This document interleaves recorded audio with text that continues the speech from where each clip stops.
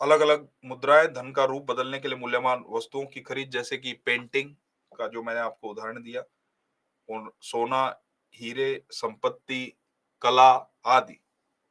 इसमें एक चीज जो है याद रखना आपको कि कोई ऐसे बिजनेस का इस्तेमाल किया जाता है जहां पर आप निश्चित तौर पर ये ना बता सको क्या बिका, कितने में बिका, कहाँ गया। अब रेस्टोरेंट चला रहे हो भाई, फॉल्स इनवॉइसिंग कर रहे हो, आपने 10 रेस्टोरेंट दिखा रखे हैं कि मेरे 10 रेस्टोरेंट चल रहे हैं। अब किसी को क्या पता कि उसमें कितने लोग आके खा रहे हैं, कितने नहीं। नहीं भी चल रहा है तो आप ये दिखा देंगे कि भाई मेरा तो चल रहा है, फॉल्स इनवॉइसिंग से। क्लियर हुआ? इसलिए आपने देखा होगा कि जो बिल होता है ना, बिल के अंदर आपने देखा है नाम का एक कॉलम होता है, एड्रेस का भी एक कॉलम होता है, फोन नंबर होता है। देखा आपने? लेकिन प्राय दुकानदार जो है वो सब नहीं भरता। आपका नाम लिखेगा, आपका बिल काट के आपको पकड़ा देगा। ऐसा देखा है? ऐसा क्यों किया जाता है? पता है आपको? कि सिर्फ नाम लिख के और आपका बिल, आप किसी जो है ब्रांडेड रिटेल से ले रहे हो तो एक अलग चीज है, वो तो प्रॉपर बिल बना के देते हैं, नंबर भी लिखा जाता है उसके अंदर, नंबर से आपका एड्रेस अपने आप पता चल जाता है। आपको पता है ऐसा क्यों किया जाता है? आपका नाम लिखा, रेस्टोरेंट में भी मैं बता रहा हूँ आपको, नाम लिखा और आपको दे दिया। जो मतलब कि ज्यादातर रेस्टोरेंट है, जो अच्छे होटल है उनकी बात नहीं कर रहा मैं। हाँ, बिल्कुल सही बात है।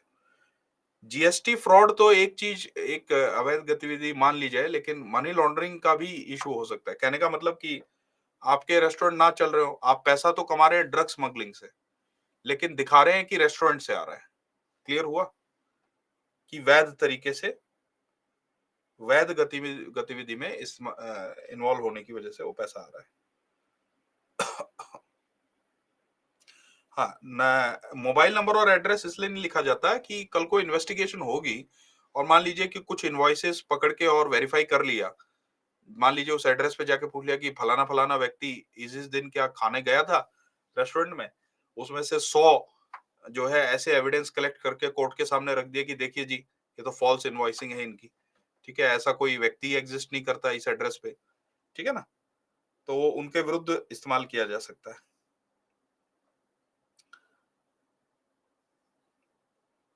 क्लियर हुआ है? फिर देखिए एकीकरण क्या होता है।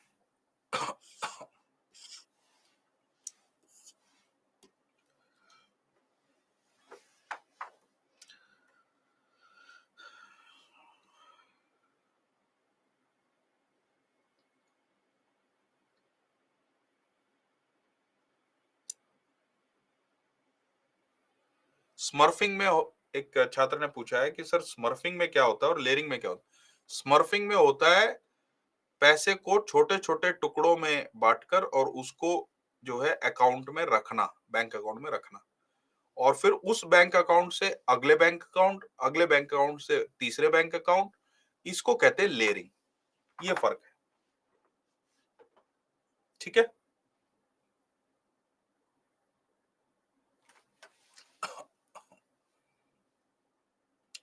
फिर देखिए जो समायोजन का ये तीसरा और अंतिम चरण है, जहां धन शोधन किए गए धन को वापस अर्थव्यवस्था और वित्तीय प्रणाली में इस तरह से अंतःक्षेपित किया जाता है कि वो सामान्य और कानूनी निधि के रूप में दिखाई देता है। एकीकरण विभिन्न माध्यमों से किया जा सकता है, जैसे वित्तीय बाजारों में निवेश, अचल संपत्ति, किसी भी व्यावसायिक उद्यम आदि। जैसे रेस्टोरेंट का मैंने आपको उदाहरण दिया। मान लीजिए किसी प्रॉपर्टी में इन्वेस्ट कर लिया, फिर उस प्रॉपर्टी को ये दिखा दिया कि इसको इतने में बेचा है। क्लियर हुआ? प्रॉपर्टी का भी बहुत आसानी से किया जा सकता है। इसको ऐसे समझिए कि एक तो है मनी लॉन्डर, इसको मैं एमएल लिख देता हूँ। ये मनी लॉन्डर जो है ये स्मगलिंग करता है। स्मगलिंग से इस व्यक्ति को 2 करोड़ का लाभ हुआ। ध्यान दीजिएगा, स्मगलिंग से इस व्यक्ति को 2 करोड़ का लाभ हुआ। इस व्यक्ति ने कहीं पर जमीन खरीदी 50 लाख की। 50 लाख का लेखा जोखा ये इन्वेस्टिगेशन एजेंसीज को बता सकता है। ध्यान दीजिएगा, अब ये व्यक्ति इस प्लॉट को या इस रियल एस्टेट को जो उसने 50 लाख में खरीदा था, इसको 2 महीने बाद या 3 महीने बाद बेच देता है 2 करोड़ का। ध्यान दीजिएगा।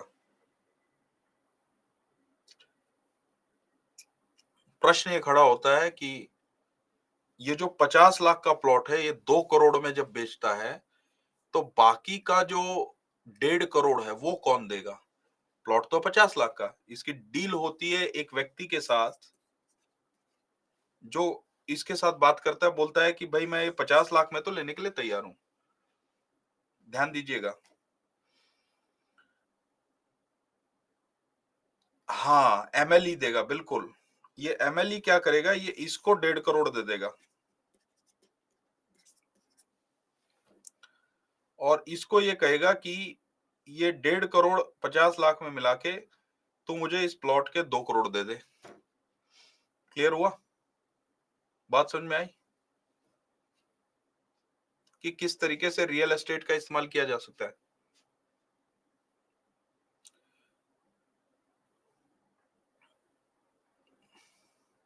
अभी भी क्लियर नहीं हुआ?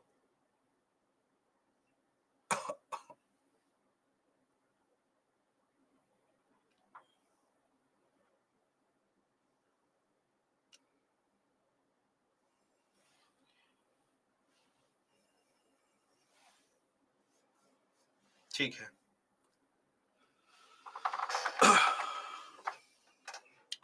देखिए, मनी लॉन्ड्रिंग को रोकने के लिए क्या कदम उठाए जाए?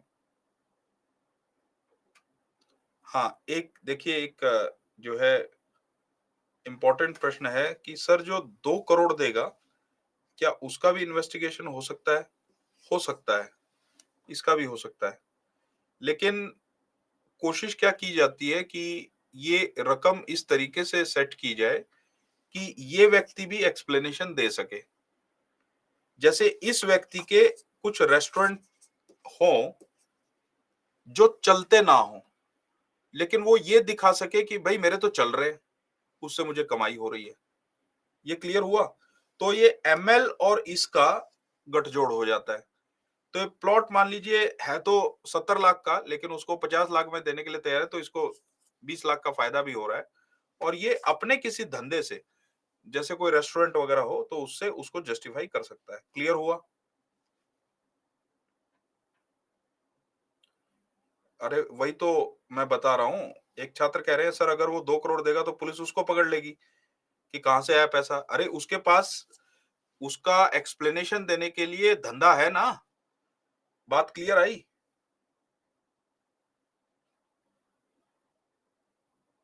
समझ में आया? अब इस ये एमएल के पास नहीं है रेस्टोरेंट, रेस्टोरेंट इस व्यक्ति के पास है।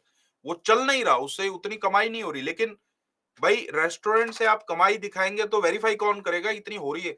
अब मैं खाना खिला रहा हूं, एक थाली का मैंने रख दिया 2,000 रुपए, एक व्यक्ति नहीं आ रहा, इतना बेकार खाना बनाता हूं मैं, रेस्टोरेंट चल ही नहीं रहा, लेकिन मैं दिखा रहा हूं हाँ चल रहा है खूब।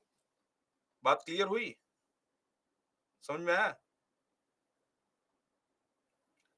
खरीदने वाले को क्या फायदा, वही तो बताया मैंने आपको गुरुजी। अब मुझे आपको गुरुजी बोलना शुरू करना पड़ेगा। ये 70 लाख का प्लॉट है, ये 50 में इसने इसको दे दिया कि आपको 50 लाख ही देने हैं, बाकी का 1.5 करोड़ मैं दूंगा, तो 20 लाख का उसको भी फायदा हो गया ना। देखिए, म्यूचुअल बेनिफिट नहीं होगा तो कोई शामिल थोड़े ना होगा इस काम में। क्लियर हुआ? समझ में आया? हाँ। अब देखिए, सारे तरीके मैं बता रहा हूं, लेकिन मनी लॉन्ड्रिंग का बिजनेस मत खोल लेना आप। ठीक है ना? पब्लिक प्लेटफॉर्म पे उदाहरण बहुत डिटेल में डिस्कस करने का एक एक नुकसान होता है कि कुछ लोग ये सोचने लग जाते हैं अच्छा ऐसे होता है, तो ये काम तो हम भी कर सकते हैं। पकड़े गए तो जेल बैठोगे। ठीक है ना? एक देखो, एक छात्रा का प्रश्न है कि बट सर क्या रेस्टोरेंट पे इंक्वायरी नहीं होगी? क्या इंक्वायरी करेंगे आप रेस्टोरेंट में गए, आपको शायद ये पता नहीं है कि आप किसी भी दुकान पे जाते हो, कपड़े की दुकान पे जाते हो, इनकम टैक्स ऑफिसर से क्यों डरते हैं लोग? इनकम टैक्स ऑफिसर इतना कमा कैसे पाता है? क्योंकि इनवॉइस प्रॉपर कहीं नहीं बनाया जाता। जहां इनवॉइस प्रॉपर बन रहा है वहां इनकम टैक्स को कुछ मिलेगा ही नहीं। बात समझ में आई? मुझे आप बताइए, आप कितनी दुकानों पे गए हैं जहां आपका बिल काटा गया है, आपका प्रॉपर नाम लिख के, एड्रेस लिख के, फोन नंबर लिख के, आपकी प्रॉपर आइडेंटिटी के साथ।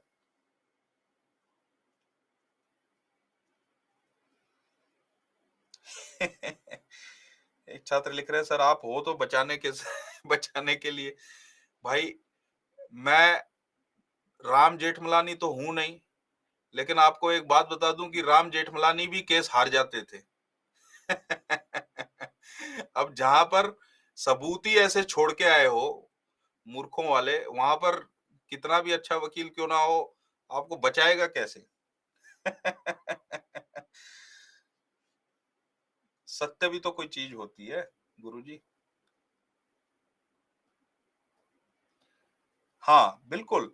आपका ये अनुभव रहा है कि भाई बिल पे जो है आपका नाम वगैरह नहीं लिखा जाता, मतलब नाम लिखते हैं, कई बार तो नाम भी नहीं लिखते, बस बिल काट देते हैं। उसमें नाम का कॉलम होता है, एड्रेस का कॉलम होता है, फोन नंबर का कॉलम तो भरता ही नहीं है। बस सीधी लाइन खींची, बिल बनाया, आपको दे दिया, ऐसा होता है ना। तो आप इंक्वायरी करेंगे तो आप कहाँ वेरीफाई करेंगे? अच्छा, दूसरा, जो दुकानदार को भी पता होता है तो इनकम टैक्स की रेट पड़ती है, वो सीधा पैसे ही दे देता है कि भाई पैसे रखो, क्योंकि इनवॉइस में तो मुझे पता है कि मैंने कुछ किया नहीं है, नाम वाम ठीक से लिखा नहीं है। समझ में आया? हाँ, जाते ही पैसा दे देते हैं, वो लेकर आ जाते हैं, बात खत्म हुई। इन्वेस्टिगेशन वहां होती नहीं। इसीलिए बहुत सारे लोग हैं जो आईएएस की तैयारी करते हैं, वो इनकम टैक्स की भी तैयारी करते हैं। इनकम टैक्स, आईएएस ना सही इनकम टैक्स ऑफिसर ही बन जाए। ठीक है। अब देखिए, इसका जवाब हम नहीं देंगे, इनकम टैक्स वाले जो है रिश्वत लेते हैं कि नहीं लेते हैं। अब रिकॉर्ड पे है, अब हम कहें कि इनकम टैक्स वाले रिश्वत लेते हैं, है कि नहीं, तो हम पर मानहानि का दावा हो जाएगा कि आप पूरे डिपार्टमेंट को आप बदनाम कर रहे हैं। तो हम तो ऐसा नहीं बोलेंगे, लेकिन आप समझदार हैं, ठीक है। ऑफ रिकॉर्ड होते तो हम काफी कुछ आपको किस्से भी सुना देते, बोल भी देते। हम बहुत जबरदस्त आलोचक हैं भ्रष्टाचार के, ठीक है ना। चलिए, देखिए, मनी लॉन्ड्रिंग को रोकने के लिए क्या कदम उठाए जाए, इसकी क्या समाधान है, इसको मैंने यहाँ डिटेल में लिखा हुआ है। कुछ चीजें मैं आपको यहाँ हाथ से लिख के भी दूंगा।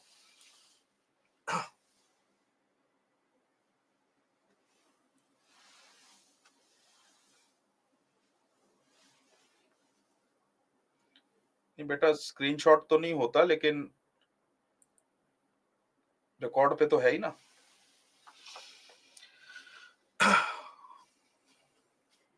दूसरा क्या है कि भले ही इस पे आप डाउनलोड नहीं कर सकते, स्क्रीनशॉट नहीं ले सकते, लेकिन you can still record it from a different device, ठीक है ना। दूसरे डिवाइस से जो है इसको रिकॉर्ड किया जा सकता है।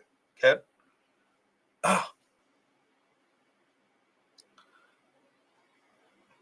देखिए, ध्यान दीजिएगा कि आजकल वैसे भी टीचरों को लेके बड़ी कंट्रोवर्सी है। टीचर कुछ बोल देता है, अब वो किस कॉन्टेक्स्ट में बोला है वो सब काट पीट के और उसका एक वक्तव्य दिखा दिया जाता है और टीचर बदनाम हो जाता है। तो बड़ा ध्यान देकर बोलना पड़ता है।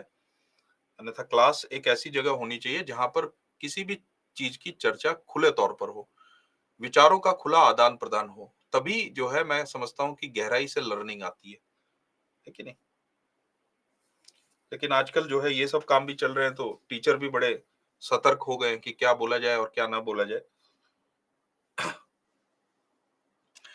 देखिए, मनी लॉन्ड्रिंग को रोकने के लिए केवाईसी मानदंडों को मजबूत कर कार्यान्वित करना। आपको ये पॉइंट समझ आया कि या मुझे व्याख्या करने की आवश्यकता है इसकी? ऐसा क्यों करना चाहिए, इसका मैंने उदाहरण देकर आपको ये चीज बताई है।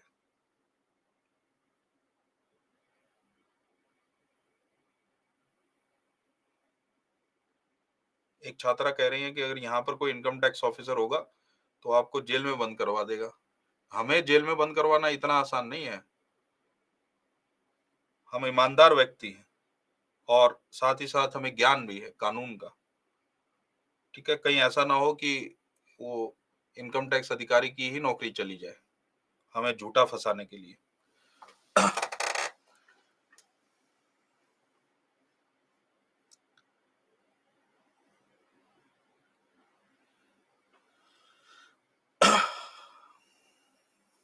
तो ये केवाईसी का आपको जो है पॉइंट क्लियर है, इसको मुझे व्याख्या करने की आवश्यकता है।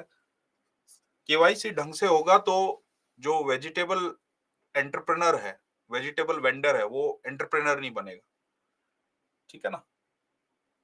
मेड है वो होम केयर बिजनेसमैन नहीं बनेगी या बिजनेस वूमन नहीं बनेगी। ठीक है?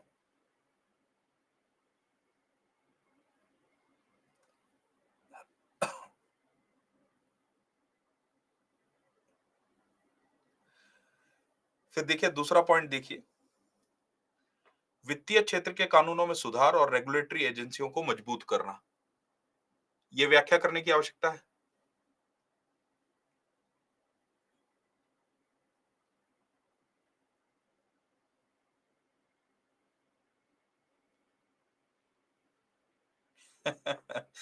एक छात्रा लिख रहे हैं कि मेरी माताजी भी कभी-कभी आपको सुनती हैं। आपका पढ़ाना उन्हें अच्छा लगता है और वो ब्लेसिंग भी देती है। माताजी को प्रणाम बोलिएगा। ठीक है।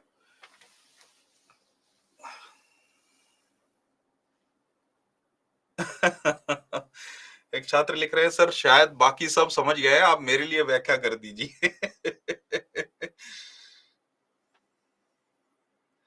ठीक है, कटाक्ष अच्छा था।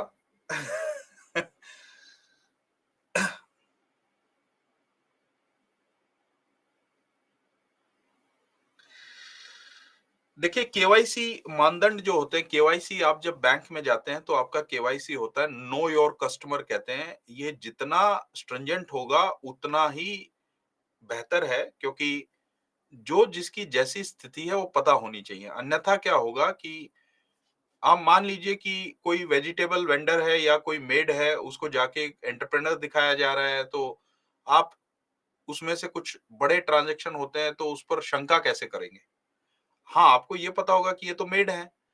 हो सकता है 10,000 का ट्रांजैक्शन हो, 20,000 का ट्रांजैक्शन हो, लेकिन अगर 10 लाख का ट्रांजैक्शन हो रहा है तो निश्चित तौर पर रेड फ्लैग है। तो आप उस अकाउंट पे ज़्यादा ध्यान दे सकेंगे। क्लियर हुआ? केवाईसी का मतलब क्या है? वित्तीय क्षेत्र के कानूनों में सुधार और रेगुलेटरी एजेंसियों को मजबूत करना।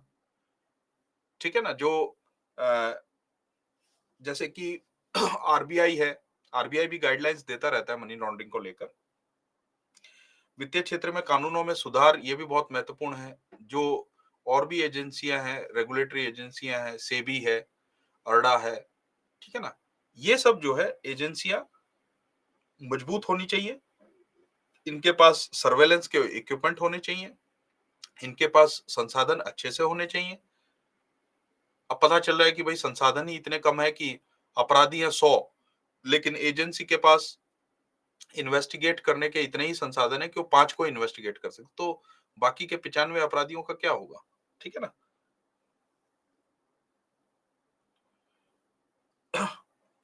फिर देखिए, निरंतर नीति अनुसंधान के माध्यम से कानूनी बुनियादी ढांचे को मजबूत करना और उभरती कमियों को बंद करना। ये आप किसके साथ करते हैं? ये आप करते हैं थिंक टैंक्स के साथ मिलकर। ये बहुत महत्वपूर्ण है कि थिंक टैंक्स क्या होते हैं? ये रिसर्च इंस्टीट्यूशन होते हैं जहां पर रिसर्च स्कॉलर होते हैं, पीएचडी किए होते हैं, अपने क्षेत्र के वो स्पेशलाइज्ड आप कह सकते हैं माहिर होते हैं और अपने क्षेत्र का जो है काफी शोध करते हैं, लगातार शोध करते हैं। कहीं पे कोई नया कानून आया है, उस कानून में क्या कमियां हैं, उसका कैसे दुरुपयोग हो सकता है, इस पर उनकी खोज होती रहती है।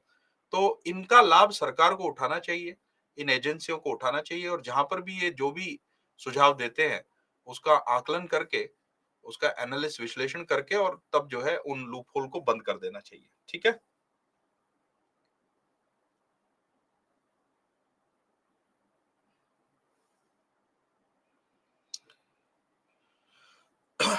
ये क्लियर हुआ आपको? निरंतर नीति अनुसंधान के माध्यम से कानूनी बुनियादी ढांचे, ठीक है। फिर देखिए, वित्तीय संस्थानों और बैंकों के कर्मचारियों को किसी भी संदिग्ध गतिविधि को पहचान करने के लिए बुनियादी प्रशिक्षण दिया जाना चाहिए। सेल्फ अंडरस्टूड है, इसमें तो कुछ समझाने जैसा है नहीं। और क्यों दिया जाना चाहिए, उसका बैंक ऑफ बड़ौदा का जो मैंने आपको उदाहरण दिया, उससे आप इसको कनेक्ट करके देख सकते हैं, समझ सकते हैं। ठीक है, क्लियर हुआ?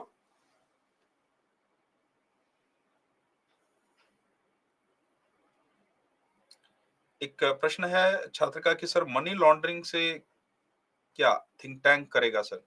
थिंक टैंक बेटा, जो धन शोधन से संबंधित कानून है, उनमें क्या कमियां हैं, इसको हाईलाइट करता है।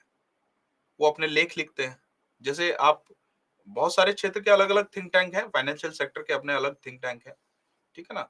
तो ये जो थिंक टैंक है, इसमें पीएचडी लेवल के जो शोधकर्ता होते हैं, रिसर्चर होते हैं, उनको एम्प्लॉय किया जाता है, उनको अच्छी खासी तनख्वाह दी जाती है, और उनका काम यही रहता है, सुबह जाके बैठ जाते हैं और जो है एनालिसिस करते रहते हैं, उस कानून को पढ़ते रहते हैं, उसका बेयर एक्ट पढ़ेंगे, उसको पीछे क्या क्या सुधार किए गए हैं, कमेटियों ने क्या बोला है, कमीशंस ने क्या बोला है, और फिर उस पर विचार करके उसमें क्या कमियां आ सकती हैं, उसका दुरुपयोग किस प्रकार हो सकता है, इस पर अपने विचार रखते हैं। ठीक है,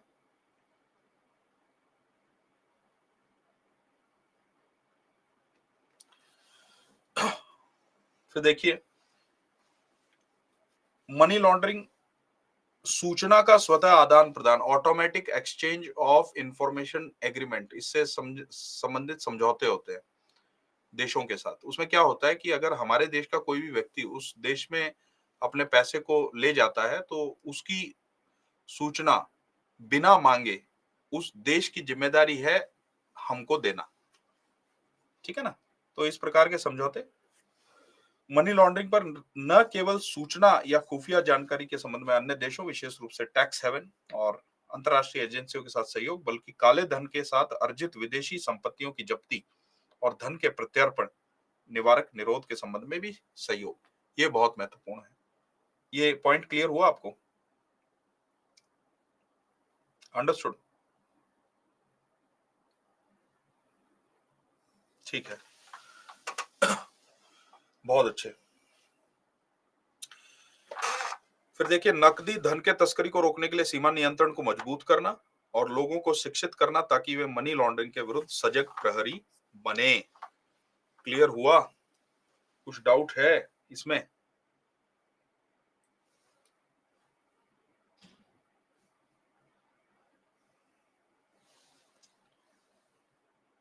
अगर क्लियर हो गया तो अब कुछ जो है स्टेप, जो अंतरराष्ट्रीय समुदाय ने लिए हैं, उस पर कुछ पॉइंट में लिख दूं यहां पर, आप भी लिख लीजिए।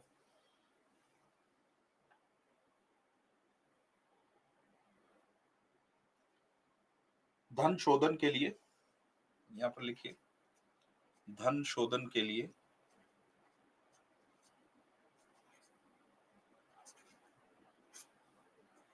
ये भी आपको जो धन शोधन के लिए उपाय बताए गए हैं,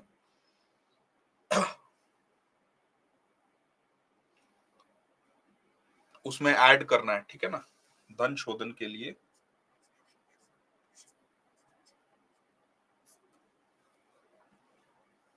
अंतरराष्ट्रीय स्तर पर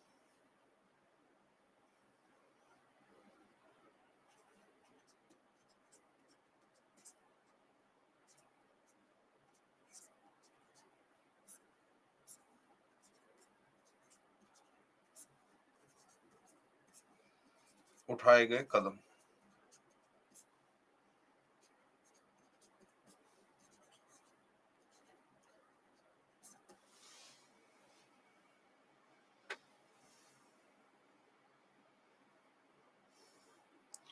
जी बिल्कुल, नगद तस्करी करना बहुत गलत है।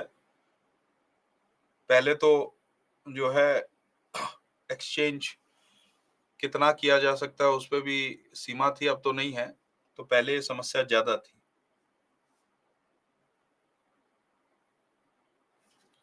एक प्रश्न है कि तो सर, स्विट्जरलैंड क्यों नहीं देता भारत को जानकारी कि कितना धन भारत से आया है?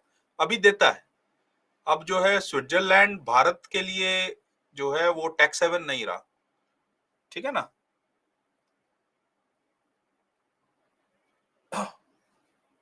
अभी हमारा उनके साथ एग्रीमेंट हुआ है, उसको automatic exchange of information agreement बोला जाता है।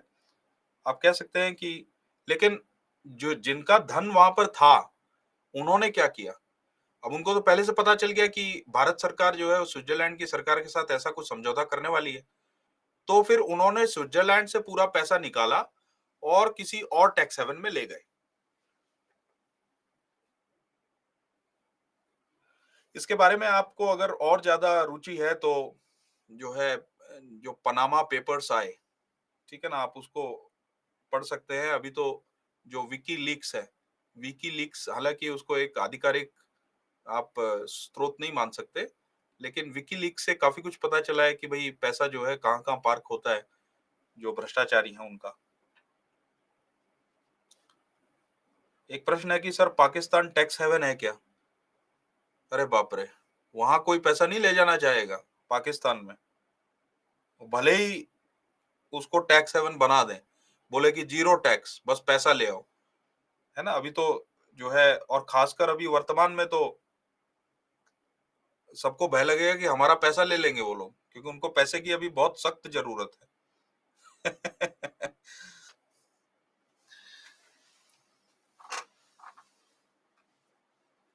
लेकिन ऐसा बोला जाता है कि पाकिस्तान की जो एजेंसी है आईएसआई, उसका दुबई, जो कि मनी लॉन्ड्रिंग का जंक्शन बोला जाता है, दुबई पर जबरदस्त होल्ड है। ऐसा भी कहा जाता है कि दुबई के थ्रू जितने केसेस होते हैं, उसकी इंटेलिजेंस आईएसआई के पास होती है। तो ये पता रहता है आईएसआई को कि हमारे देश का कौन सा नेता कितना भ्रष्टाचारी है, और ऐसी संभावना हो सकती है, ऐसा कोई निश्चित तौर पे डेटा तो नहीं मिलता, कि ये जो नेता है ये कॉम्प्रोमाइज्ड है। मतलब कि इनको ब्लैकमेल किया जा सकता है कि आपकी ये सारी जानकारी जो है वो हम आपके लोगों को दे देंगे, आप कितने भ्रष्टाचारी हो ये बता देंगे, आपका कितना पैसा कहाँ पार्क है ये बता देंगे। तो ऐसी स्थिति में ये जो है सुरक्षा का मामला बन जाता है, ठीक है ना। अगर आपका, देखिए, शीर्ष नेता, जो शीर्ष पद पे बैठे पदाधिकारी, अगर वो चरित्रवान नहीं है और भ्रष्ट है, तो ऐसी स्थिति में आप उनसे ये उम्मीद नहीं कर सकते कि वो ये कर पाएंगे जो भारत की जनता के लिए अच्छा है। ये आपको जान लेना है। क्लियर? इसीलिए ध्यान दीजिएगा, इसीलिए महत्वपूर्ण पदों पर बैठने वाले जितने भी व्यक्ति थे, उनके चरित्र की परीक्षा कौटिल्य निरंतर लेते रहते थे। उन पदों पे चरित्रवान व्यक्ति बैठना बहुत महत्वपूर्ण है। अन्यथा क्या होगा, कोई वीडियो बना ली, अब उसको लेके ब्लैकमेल कर रहे हैं कि भाई आपको ये करना होगा, अन्यथा हम इस वीडियो को पब्लिक कर देंगे और सबके सामने आपकी पोल खुल जाएगी। तो आपको क्या लगता है, अगर मान लीजिए किसी व्यक्ति को हनी ट्रैप करके और उसके वीडियो बना लिए हैं, वो भी बहुत प्रसिद्ध नेता के, तो वो नेता जो है वो जो वो डिमांड करेंगे वो करेगा कि नहीं करेगा? करना पड़ेगा, और कोई रास्ता ही नहीं है।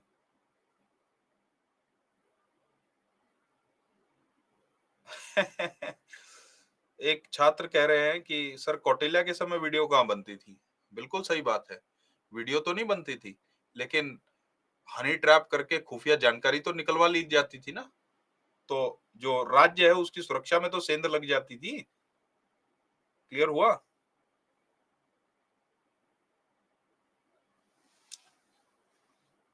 ठीक है। तो देखिए क्या कदम उठाए गए हैं, इस पे हम अपना ध्यान फोकस करते हैं। सबसे पहले तो आप लिखिए बेसल समिति के सिद्धांत।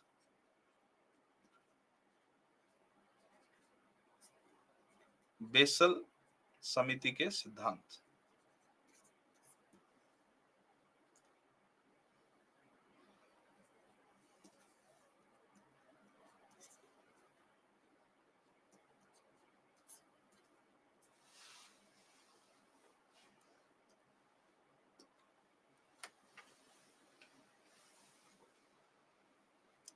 एक प्रश्न है कि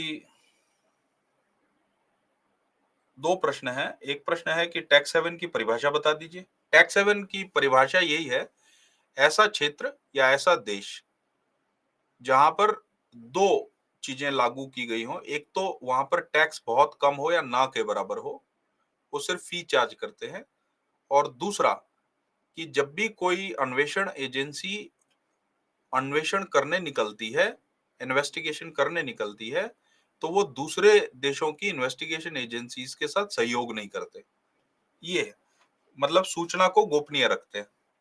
ये है टैक्स हेवन। एक छात्र का प्रश्न है, सर जो लोग विदेश पैसा लेकर भाग जाते हैं उनको अरेस्ट क्यों नहीं किया जाता? भाई अरेस्ट आप अपने देश में कर सकते हैं, आप विदेश में जाके अरेस्ट करने के लिए वो देश की परमिशन की जरूरत है, क्योंकि संप्रभु देश है ना, सॉवरन नेशन है। ठीक है।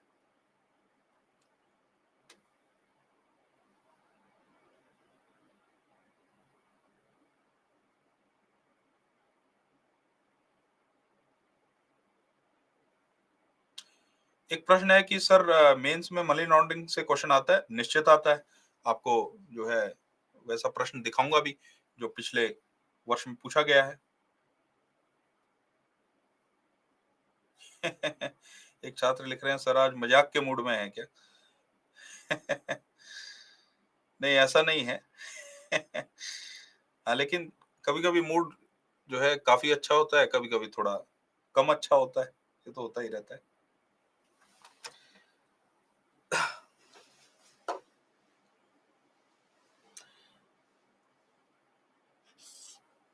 देखिए, बेसल समिति के जो सिद्धांत हैं वो संस्थानों को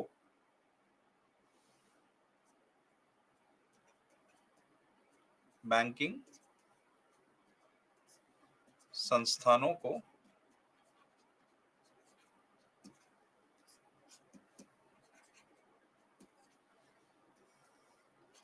दिशा निर्देशित करता है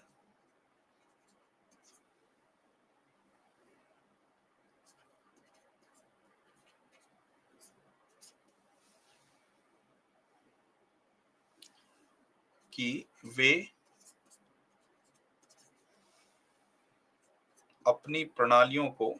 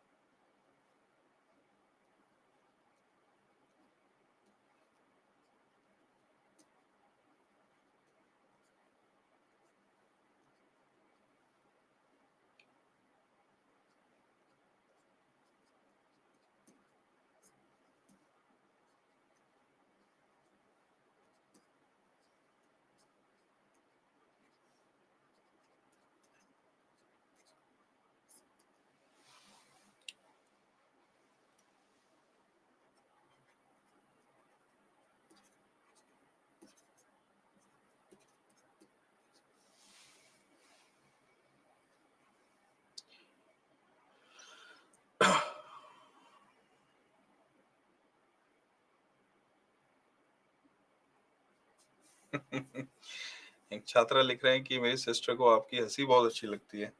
देखिए, हंसता हुआ तो हर इंसान अच्छा लगता है कि नहीं?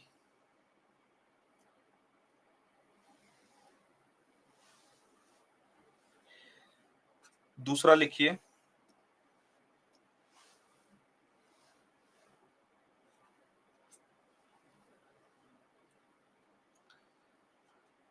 संयुक्त राष्ट्र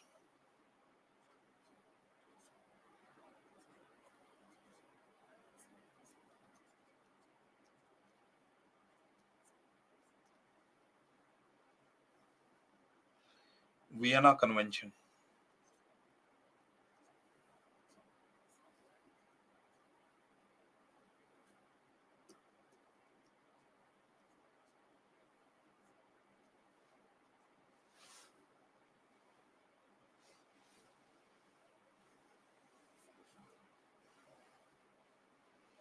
संयुक्त राष्ट्र वियना कन्वेंशन।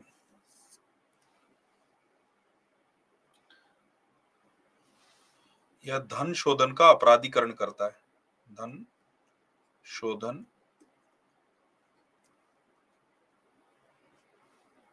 का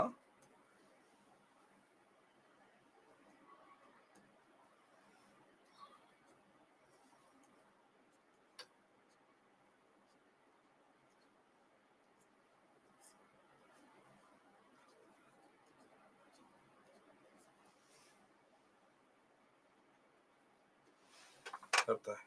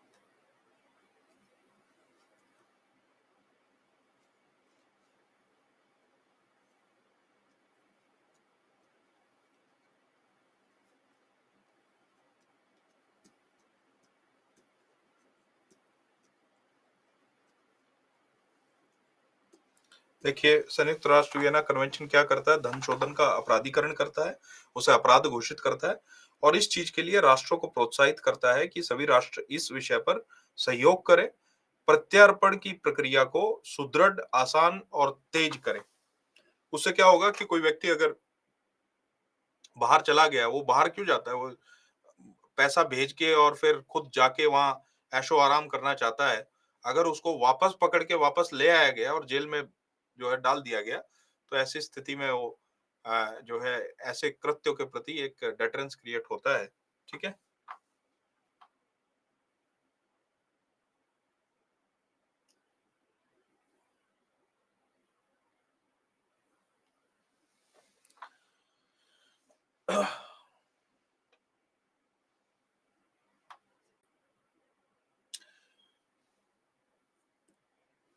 देखिए, मैं डिक्टेट कर रहा हूं, इसके आगे इसी में एक और पॉइंट आप लिख लीजिए, तो मुझे यहाँ लिखने की आवश्यकता नहीं पड़ेगी। संयुक्त राष्ट्र वियना कन्वेंशन में ये एक और पॉइंट लिखिए कि यह कन्वेंशन ये भी सुनिश्चित करता है।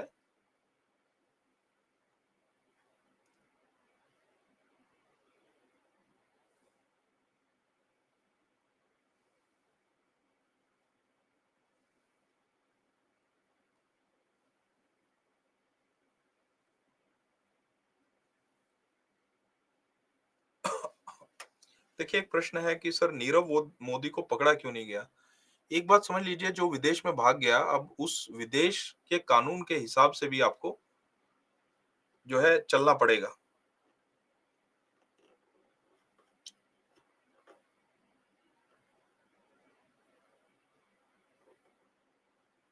ठीक है ना? तो प्रत्यार्पण का समझौता अगर साइन भी किया है तो उसके बाद भी बहुत सारे लीगल प्रोसेस होते हैं। तो उम्मीद है कि उसे वापस लाया जाए और उसे प्रोसिक्यूट किया जाए। ये बहुत महत्वपूर्ण है। तो शायद किया भी जाएगा। ठीक है। इसी पॉइंट में आप लिख लीजिए, यह कन्वेंशन ये भी सुनिश्चित करता है कि घरेलू बैंक गोपनीयता प्रावधान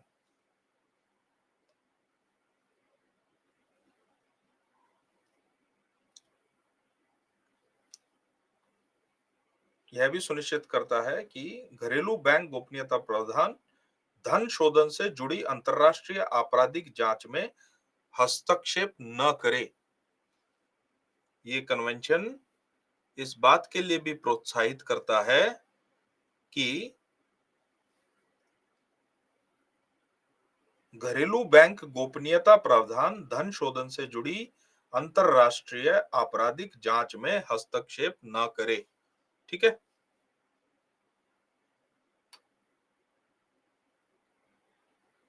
क्लास रुकी हुई नहीं है, क्लास चल रही है। आप रिफ्रेश कीजिए। फिर देखिए, ये पॉइंट आपने लिख लिया सबने? तीसरा लिखिए।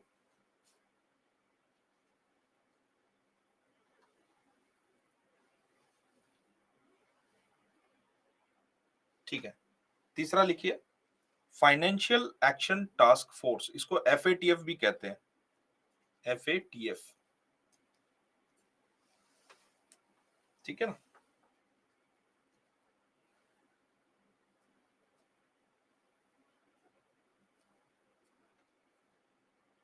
फाइनेंशियल एक्शन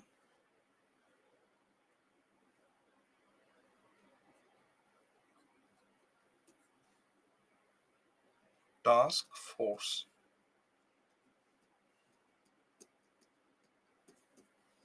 इसमें मैं एक पॉइंट बोल रहा हूं, इसको लिखिए।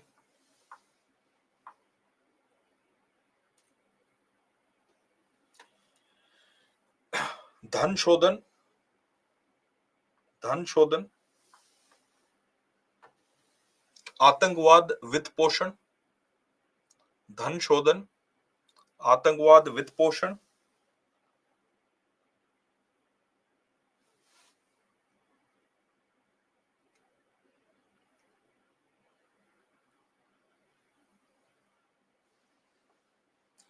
और अंतरराष्ट्रीय वित्तीय प्रणाली संबंधित, और अंतरराष्ट्रीय वित्तीय प्रणाली संबंधित अन्य खतरों से निपटने के लिए, अन्य खतरों से निपटने के लिए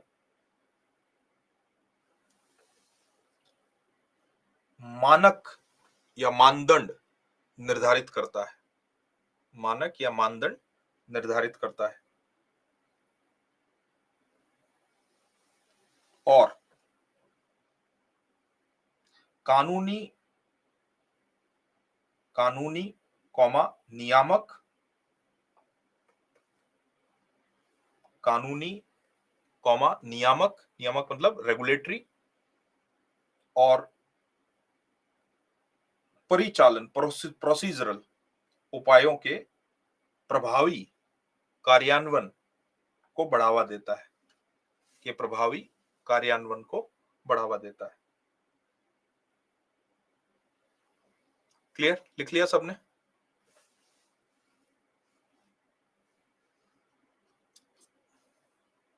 एक चौथा लिखिए, धन शोधन पर, धन शोधन पर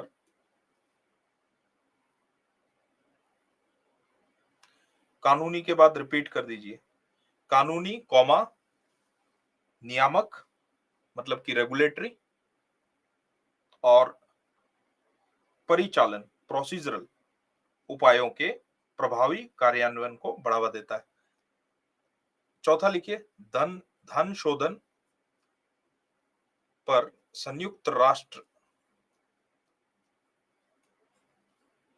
संयुक्त राष्ट्र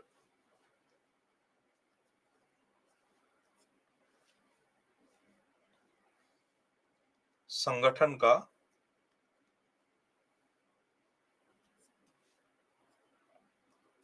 वैश्विक कार्यक्रम।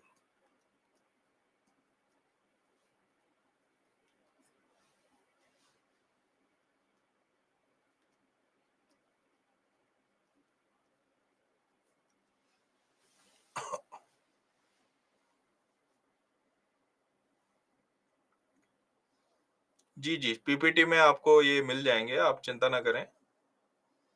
ठीक है ना, ये पॉइंट।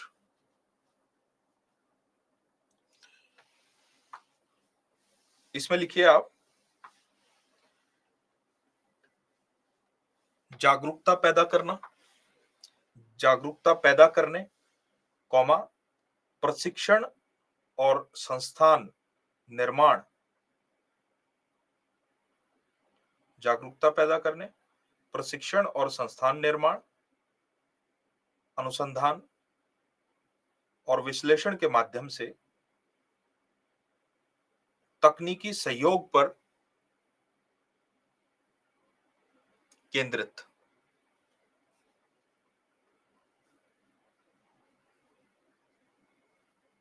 जागरूकता पैदा करने, प्रशिक्षण और संस्थान निर्माण, अनुसंधान और विश्लेषण के माध्यम से तकनीकी सहयोग पर केंद्रित है, ताकि सरकारों को मनी लॉन्ड्रिंग,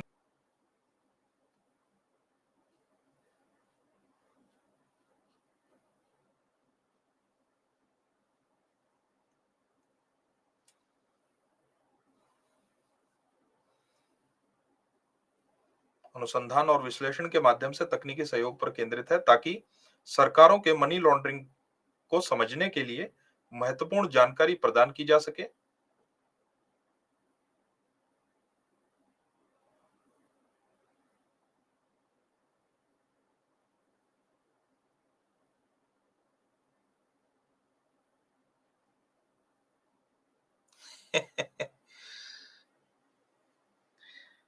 कुछ कमेंट पढ़ के हम सोचते हैं कि आपका ध्यान केंद्रित विषय पे है कि हम पर है।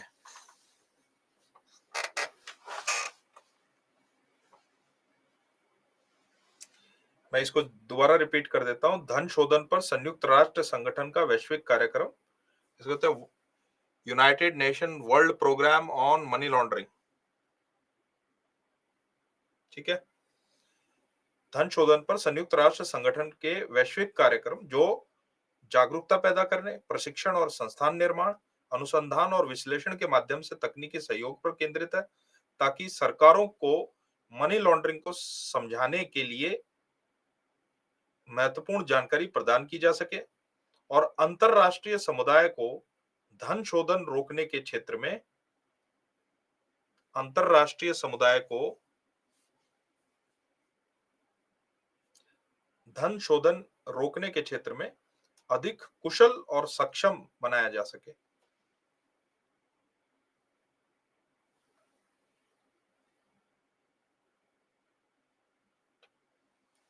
ठीक है, क्लियर? ठीक है, चलिए आगे बढ़ते हैं। अब मुझे बताइए कि इस प्रश्न का क्या मुझे उत्तर बताने की आवश्यकता है? इतना डिटेल में मनी लॉन्ड्रिंग समझाने के बाद चर्चा कीजिए कि किस प्रकार उभरती प्रौद्योगिकियों या वैश्वीकरण मनी लॉन्ड्रिंग में योगदान करते हैं। राष्ट्रीय और अंतर्राष्ट्रीय दोनों स्तर पर मनी लॉन्ड्रिंग की समस्या से निपटने के लिए किए जाने वाले उपायों को विस्तार से समझाइए। आप इस प्रश्न का सेकंड आंसर जो है वो कर सकते हैं अपने आप।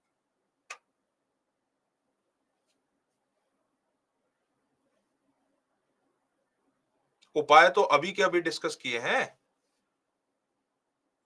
भाई, नहीं कर सकते तो फिर क्या गजनी हो,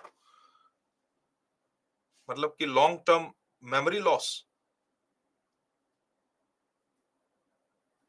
अभी अभी तो उपाय समझा के इस प्रश्न पे आया हूं मैं। है कि नहीं? तुरंत की चीज तो कर लिया करो। ठीक है। इसका जो पहला पार्ट है, चर्चा कीजिए कि किस प्रकार उभरती प्रौद्योगिकियां और वैश्वीकरण मनी लॉन्ड्रिंग में योगदान करते हैं। तो इसमें आप क्या क्या पॉइंट लिख के आएंगे? देखिए, उभरती प्रौद्योगिकियां क्या क्या हैं। तो इसमें कुछ तो फाइनेंशियल इंस्ट्रूमेंट है, जैसे कि मैंने आपको बताया कि जो पार्टिसिपेटरी नोट होते हैं, ठीक है ना। दूसरा, आपने जो है, आपने बिटकॉइन का नाम सुना है? ये ब्लॉकचेन आधारित कुछ करेंसी है। बिटकॉइन ब्लॉकचेन जो है, हाँ, इनको क्रिप्टो करेंसी भी कहा जाता है। ये भी अपने आप में एक बहुत बड़ी चुनौती सामने आई है। इसको लेकर जो है, जो सेंट्रल बैंक्स हैं वो काफी चिंतित हैं। भारत की अपनी भी एक बिटकॉइन जैसी एक करेंसी शुरू की गई थी, जिसको कहा गया लक्ष्मी कॉइन। ठीक है ना। लक्ष्मी कॉइन के ऑफिसों पे हमारे एनफोर्समेंट एजेंसीज के छापे पड़े, क्योंकि आरबीआई ने जो है वो उस पर बैन लगा रखा था। तो लक्ष्मी कॉइन बंद हो गया। ठीक है, लेकिन एक चीज जो आरबीआई को समझ में आई है कि देखो, इन तकनीकों से बचा नहीं जा सकता। तो इम्पोर्टेंट ये है कि इनको चर्चा करके और इस पे एक व्यापक कानून बनाया जाए कि इसका किस प्रकार। लेकिन हमेशा एक बात याद रखिए, जब भी कोई प्रौद्योगिकी उभरती है ना, तो कुछ समय के लिए वो लूपहोल छोड़ देती है कानून में, क्योंकि उससे संबंधित कानून अभी आया नहीं, क्योंकि पार्लियामेंट जो है वो ऐसे तुरंत की तुरंत नहीं कानून बनाती है। पार्लियामेंट का जो कानून बनाने का प्रोसेस है वो बड़ा लंबा होता है। पहले तो समझेंगे कि भाई इस प्रौद्योगिकी का समाज पे क्या प्रभाव पड़ रहा है, उसका शोध होगा, उसको समझने। हमारे यहाँ तो मैं बता रहा हूँ कि 90% नेताओं को बिटकॉइन क्या है, ब्लॉकचेन क्या है, ये नहीं पता होगा, है कि नहीं। तो चर्चा किस चीज पे करेंगे, ये भी तो एक महत्वपूर्ण है। सारों की बात नहीं कर रहा मैं। या किसी नेता ने सुन लिया तो हमारे पीछे पड़ जाएंगे कि ये नेताओं को बड़ा क्रिटिसाइज करते रहते हैं। लेकिन मेरे कहने का मतलब ये है कि कोई भी प्रौद्योगिकी आती है तो उसे समझने में समय लगता है, उसका क्या इम्पैक्ट पड़ रहा है सोसाइटी पे, तभी जो है उस पर चर्चा होती है पार्लियामेंट में कि भाई अब इस पे कानून बनाने का समय आ गया है। लेकिन जब तक कानून आता है और जब वो प्रौद्योगिकी आती है, उसमें काफी गैप होता है। तो जो गैप होता है, इसमें कोई भी कानून नहीं होता, कोई भी नियामक नहीं होता उसको कंट्रोल करने के लिए, उसको रेगुलेट करने के लिए। ठीक है ना। समझ में आया? नहीं नहीं, डरते नहीं हैं। अब कटाक्ष कैसे मारेंगे भाई? डरना तो क्या है, लेकिन कटाक्ष को आप डर इंटरप्रेट कर रही हैं।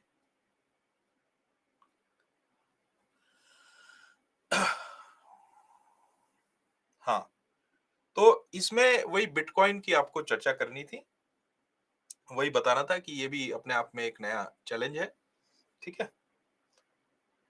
दूसरा क्या है कि पहले हवाला जो रैकेट हुआ करते थे, हवाला रैकेट में कम्युनिकेशन इंटरसेप्ट हो जाया करता था। कम्युनिकेट नहीं तो करेगा कैसे? यूके में बैठा है कोई। आजकल कम्युनिकेशन के इतने सारे साधन आ गए हैं जिसमें 256 बिट एन्क्रिप्शन लगा हुआ है, जिसे पकड़ना बहुत मुश्किल है। बहुत सारे प्लेटफॉर्म तो मैं आपके सामने चर्चा भी नहीं कर रहा हूँ। ऐसे ऐसे प्लेटफॉर्म है, आप उसमें मैसेज छोड़ दीजिए, सीक्रेट मैसेज। सीक्रेट मैसेज एक बार पढ़ा जाएगा और डिस्ट्रॉय हो जाएगा, वो कहीं भी स्टोर नहीं होता। ठीक है ना।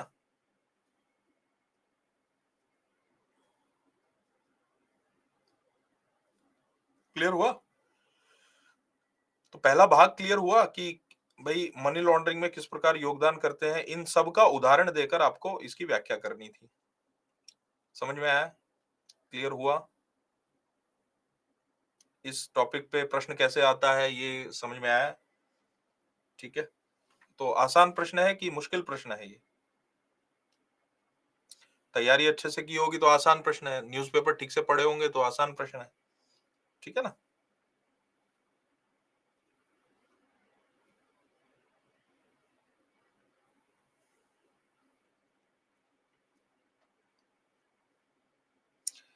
देखिए, एक प्रश्न पूछा है छात्र ने कि सर, ये क्वेश्चन देख लिया और लिख भी लेंगे, लेकिन मनी लॉन्ड्रिंग से आगे कैसे क्वेश्चन बन सकते हैं? अब देखिए, मैं तो यूपीएससी का पेपर बनाता नहीं हूँ, है कि नहीं? ये चीज मैं आपको नहीं बता सकता कि कैसे प्रश्न बन सकते हैं।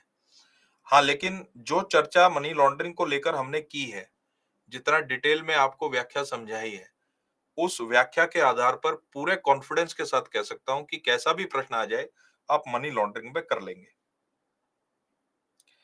फिर देखिए, इसमें क्वेश्चन के बहुत ज्यादा परमुटेशन कॉम्बिनेशन नहीं होते हैं, ठीक है ना? जो क्वेश्चंस आपने क्वेश्चन की प्रकृति देखी होगी, उसमें बहुत ज्यादा ऐसे नहीं हो सकता कि कई प्रकार के प्रश्न पूछे जा सकते हैं। मनी लॉन्ड्रिंग के समाधान से संबंधित प्रश्न आ सकता है, ठीक है? मनी लॉन्ड्रिंग के कारणों से संबंधित प्रश्न आ सकता है। मनी लॉन्ड्रिंग में काला धन और अवैध गतिविधि से आया धन, इन दोनों में क्या अंतर है, इस पे प्रश्न आ सकता है, ठीक है ना? उसके क्या कारक हैं, उस पे प्रश्न आ सकता है। समझ में आया आपको? हाँ।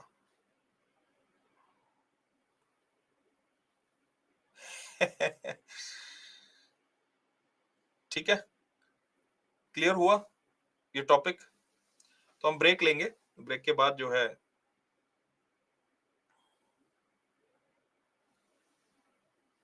आगे बढ़ेंगे।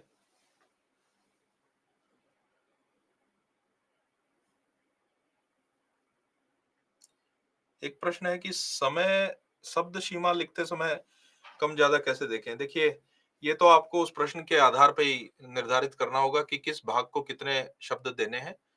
कोशिश कीजिए कि अगर मान लीजिए 150 शब्द में पूछा है, तो डायमेंशन दे दीजिए, उसकी व्याख्या मत कीजिए। व्याख्या करने निकल गए तो 150 शब्द जो है 2 ही पॉइंट में खत्म हो जाएंगे, ठीक है ना? आपको ज्यादा से ज्यादा पॉइंट देने हैं, मल्टी डायमेंशनल आपको सारा का सारा। अब अंतरराष्ट्रीय समुदाय क्या स्टेप ले रहा है, तो उसमें जो 4 मैंने पॉइंट बताए, उसका उसके 2 पॉइंट लिख दिए, इत्यादि कर दिया फिर। क्लियर हुआ? ठीक है ना? ये नहीं कि सारे लिखने चले। अब आपको उसमें से ये छांटना है कि कौन-सा मेंशन करना है, ताकि मेरा जो उत्तर बने वो समावेशी हो, सारी चीज़ों को लेके चलता हो, सारे पहलू बता दिए हों, उसमें सारे उदाहरण भले ही ना लिख पाऊँ, लेकिन हाँ, उसको पता चल गया कि अंतरराष्ट्रीय स्तर पे भी कुछ हो रहा है। तो इस तरीके से आपको उत्तर लिखना होता है, ठीक है?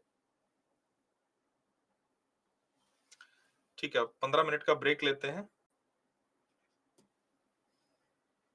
जो 17-18 मिनट तक खींच सकता है, क्योंकि मैं थोड़ी चाय वगैरह पी लूँगा, दिमाग की बत्ती खुल जाएगी, है कि नहीं? आपको और अच्छा पढ़ा पाऊँगा।